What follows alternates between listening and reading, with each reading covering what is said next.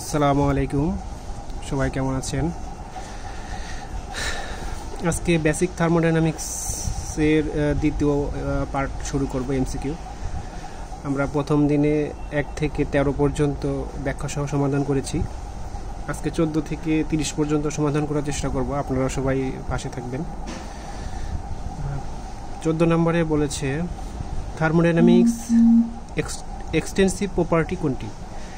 এখন আমরা থার্মোডাইনামিক্সের যদি প্রপার্টিগুলো দেখি, দুই ধরনের প্রপার্টি থাকে। একটা হচ্ছে এক্সটেন্সিভ প্রপার্টি, দুই নম্বর হচ্ছে ইন্টেন্সিভ প্রপার্টি। এখন এক্সটেন্সিভ প্রপার্টি হচ্ছে সেগুলো হচ্ছে মাস ডিপেন্ডেন্ট থাকবে, মাসের উপর নির্ভরশীল হবে, মাস ডিপেন্ডেন্ট।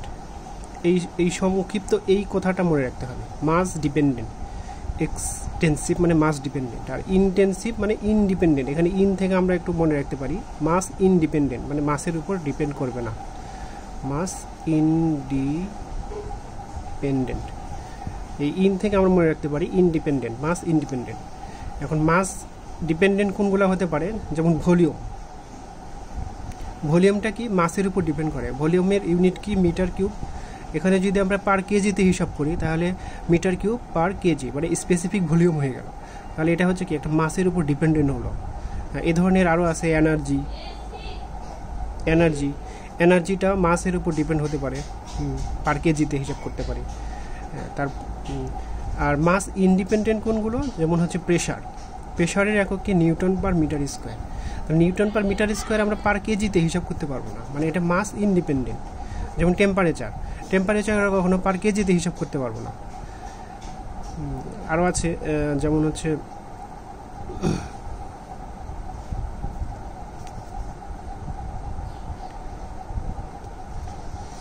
আর মাস ডিপেন্ডেন্ট সেগুলো হচ্ছে আমরা ভলিউম বললাম, এনার্জি বললাম, আর হচ্ছে এন্ট্রপি হতে পারে, এন্ট্রপি লেন্থ হতে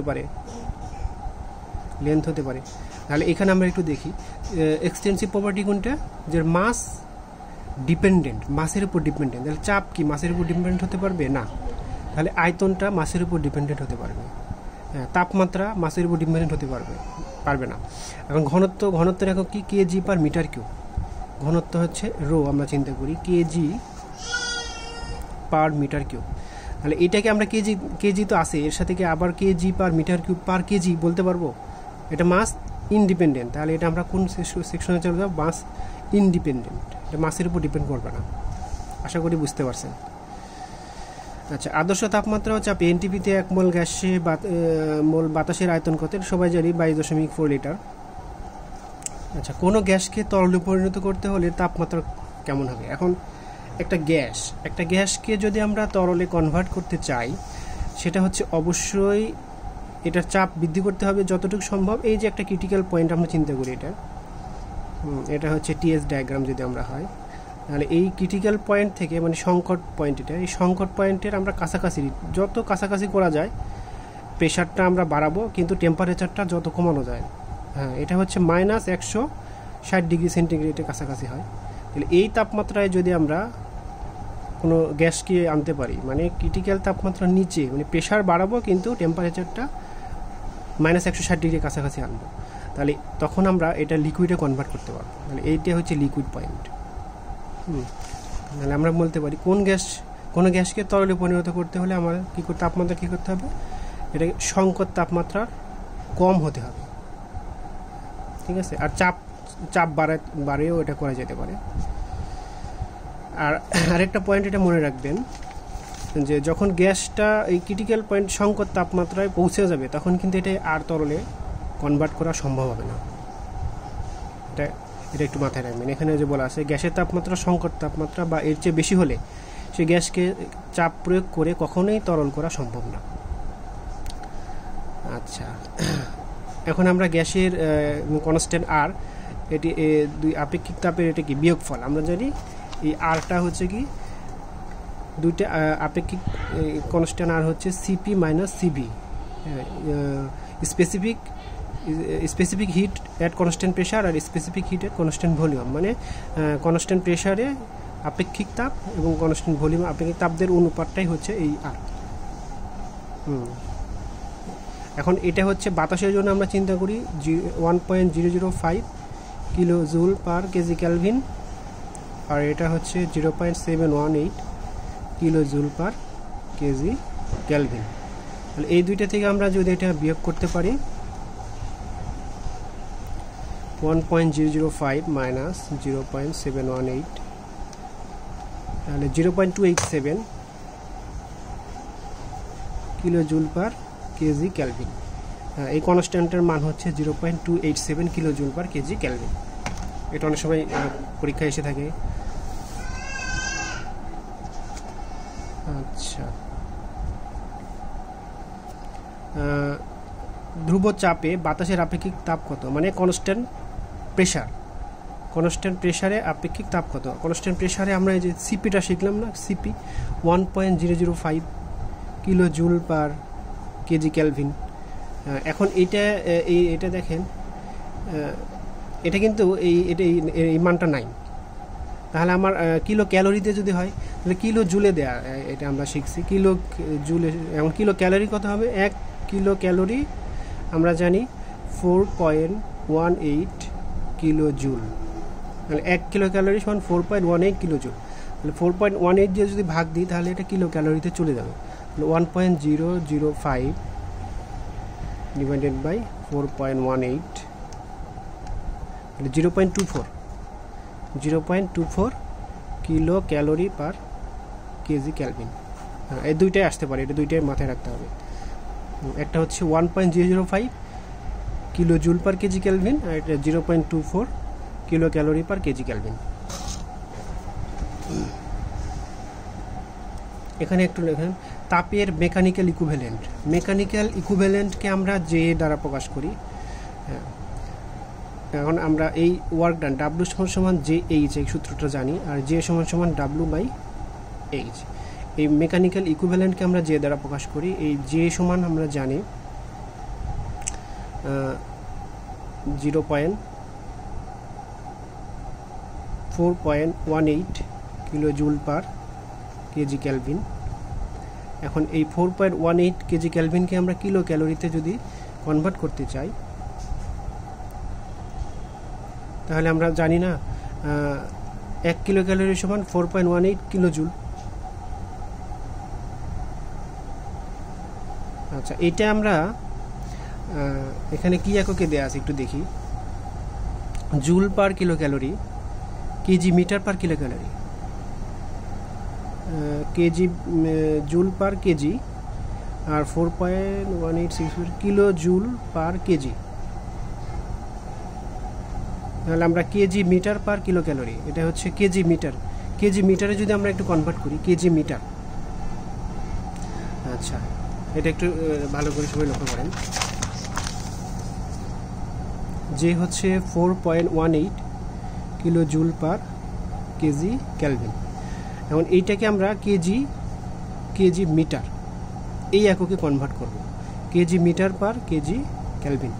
তাহলে এখন এই কিলো জুল, কিলো মানে 1000, তাহলে 1000-এর সাথে গুণ হবে 4.18 ইন্টু 1000, তাহলে হলো আমার joule per kg Calvin.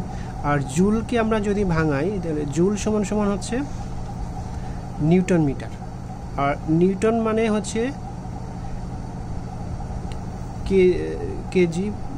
KG metre per second square. এখন এই kg metre per second square মানে এর নিউটনের সাথে হচ্ছে জি গুণ অবস্থায় আছে। এখন এই জিটা যদি আমরা এখানে ভাগ করে দিতে পারি, তাহলে এখানে যদি জি দ্বারা ভাগ করে দিই তখন আমার এখন আসবে হচ্ছে কেজি মিটার। তাহলে এখানে 4.18 into 1000 divided by 9.81 kg metre per kg kelvin. তাহলে এটা কি আসে 4.18 ইন্টু 1000 ডিভাইডেড বাই 9.81, 426। এখানে 427 আছে, ঠিক আছে, সমস্যা নেই। 426.09 kg metre per kg kelvin. তাহলে এটা হচ্ছে আরেকবার আমি রিপিট করি। 4.18 হচ্ছে kilo joule per kg kelvin. তাহলে আমার এইখানে দেখতে হবে কিসে আছে, তাহলে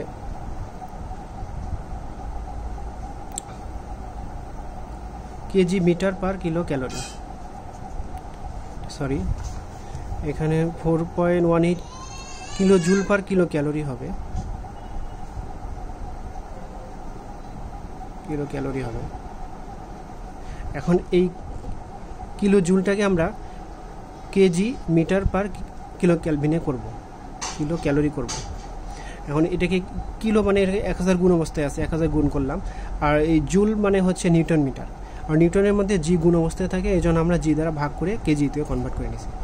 জি ভাগ করে দিলে কেজি মিটার হয়ে গেল। এখান থেকে ক্যালকুলেশন করলে 426 kg metre per kilo calorie.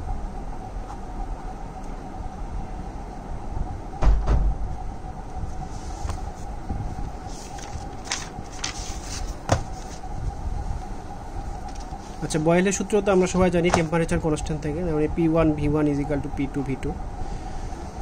আচ্ছা, পরম শূন্য তাপমাত্রা কোনটা? -273 ডিগ্রি সেন্টিগ্রেড বা 0 ডিগ্রি ক্যালভিন, এটা আমরা মনে রাখতে পারি।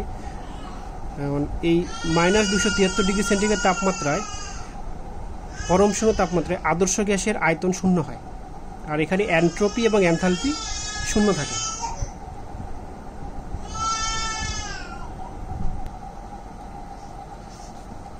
তাহলে এখানে কি হলো?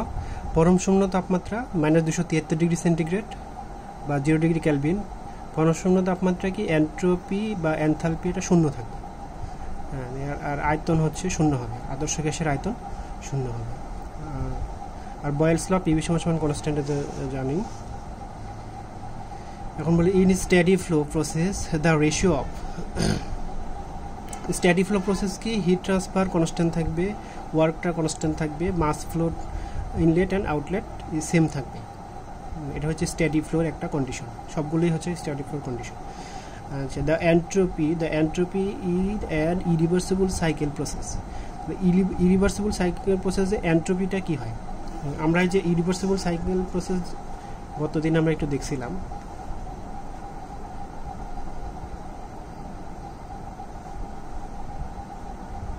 এইটা 1 2 3 4, এই 3 থেকে 4 এই প্রসেসটা হচ্ছে ইরিভার্সিবল সাইকেল প্রসেস।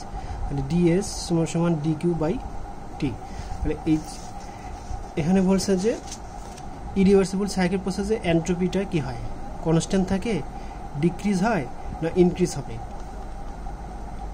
তাহলে এইখানে আমার ডিকিউ ইজ লেস দেন 0, তাহলে এটা 0, তাহলে এটা কি হচ্ছে? 0 হচ্ছে। ডিকিউ এন্ট্রপি স্থির থাকে, মানে রিভার্সিবল প্রসেসে এন্ট্রপি স্থির থাকবে এবং এন্ট্রপির পরিবর্তন শূন্য ইরিভার্সিবল প্রসেসে। তাহলে এন্ট্রপির পরিবর্তন শূন্য, এইখানে এন্ট্রপির পরিবর্তন শূন্য। তাহলে S3 এবং S4 = 0, মানে এটা হচ্ছে ডিএসটা হবে হচ্ছে 0, এন্ট্রপির পরিবর্তনটা শূন্য বা শূন্যের কম।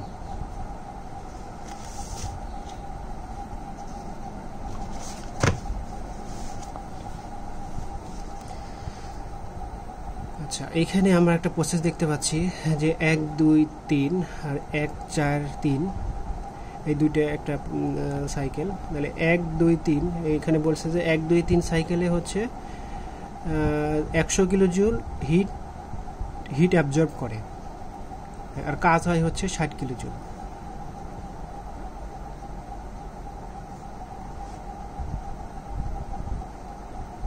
একশো কিলো জুল হিট অ্যাবজর্ব করবে আর 60 কিলো জুল কাজ সংঘটিত হবে। আর এখানে বলছে 1 4 3 প্রসেসে 20 কিলো জুল কাজ সংঘটিত হচ্ছে। তাহলে কি পরিমাণ হিট এখানে অ্যাবজর্ব হচ্ছে? 1 4 3। তাহলে 1 2 3 এই প্রসেসটাকে আমরা লিখতে পারি কিউ সমান ডেলি প্লাস ডাব্লু। তাহলে 1 2 3 এই প্রসেসটায় হিট কতটুকু সাপ্লাই হচ্ছে? এটা হচ্ছে হিট 100 কিলো জুল, আর এখানে কাজ পাচ্ছি হচ্ছে 60। তাহলে আমার ইন্টারনাল এনার্জি চেঞ্জ কতটুকু হচ্ছে? 100 - 60, তার মানে 40 কিলো জুল। আর এইখানে 1 4 3 প্রসেসে 20 কিলোজুল কাজ পাচ্ছি। আর হিট অ্যাবজর্ব কতটুকু হবে, তাহলে এই 1 4 3 প্রসেসের জন্য আমরা যদি আবার কিউ সমান সমান ডেলি প্লাস ডাব্লিউ লিখি, তাহলে এখানে আমরা বলছে কতটুকু হিট হবে। এখানে আমার ইন্টারনাল এনার্জি পাইছি 40 আর ওয়ার্ক ডান হয়েছে হচ্ছে 20, তাহলে এখানে 60 কিলোজুল। এখানে আমরা দেখি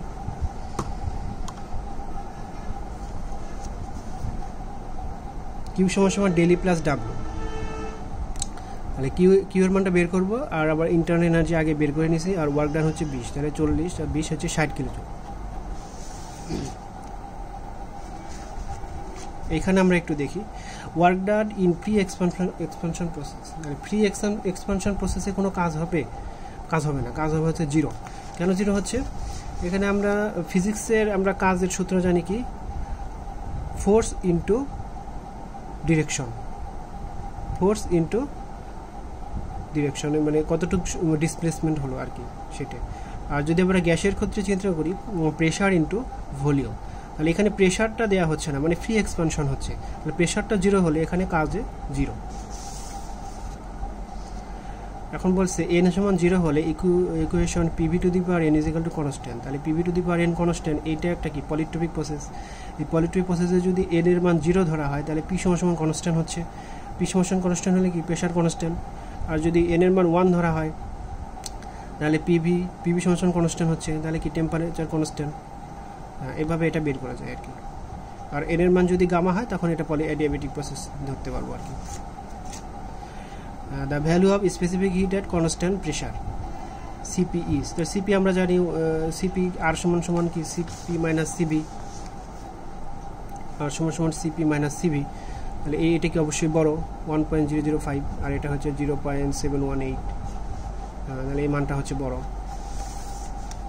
তাহলে এটা কি গ্রেটার মোর দেন।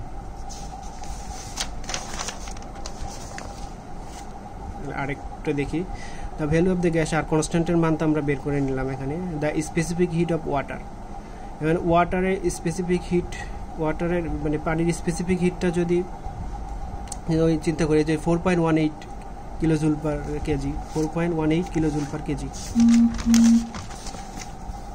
তাহলে 4.18 কিলোজুল পার কেজি। এটা কিলো ক্যালোরিতে করলে আমরা কি করব, আমরা জানি 1 কিলো ক্যালোরি সমান সমান 4.18 কিলোজুল, তাহলে এইটা দ্বারা ভাগ করে দিতে হবে। এটা ভাগ করলে কত হবে, ওই 1 হবে, 1 kilo calorie, 1 kilo calorie per KG পানির জন্য। তাহলে আজকে 30 পর্যন্ত থাকলো, নেক্সট ডে আমরা 30-এর পর থেকে করবো ইনশাল্লাহ। আসসালামু আলাইকুম।